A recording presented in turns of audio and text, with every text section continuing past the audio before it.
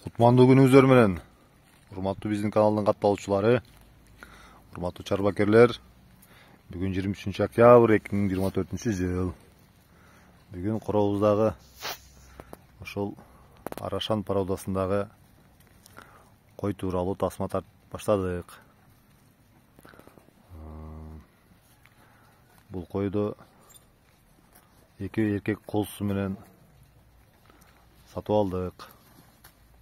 Койдун жашын сурай турган болсоңуздар 6 тиш экен. Бою 92 дейт. Эгиз эркек козулары менен.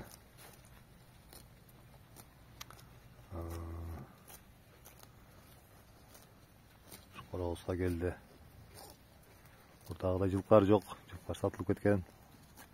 Андыктан коробу бош калбасын деп ушундай майда жандык кармап койдук.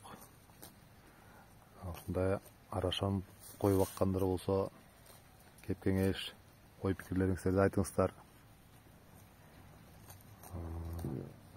Могу эки эркек козуга ат сунуштаңыздар. Кочкорлордун баардыгы эле аттары бар экен. Булар дагы буюрса кочкор болсо жакшы ат менен атап коелу, силерге үмүт кылып. Кимде кандай сунуштар болсо айтыңыздар. Койдун эмеси болсо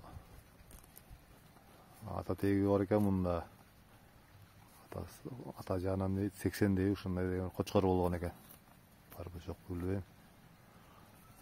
Козулар болсо широкий дейт. Ошондой кочкордун линиясынан экен. Могу эки козу кочкорго жакшы ат коюңуздар эми. Широкий анан аркы өркөдөй эле жакшы лайыктуу аттар болсо сунуштаңыздар. Кимге кызык болсо видео тасма тартып турабыз. Кантип багып атабыз, кантип чоңоюп атат.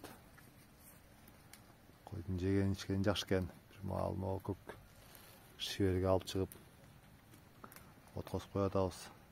Жем-чөп берип. Кыскасы ошол.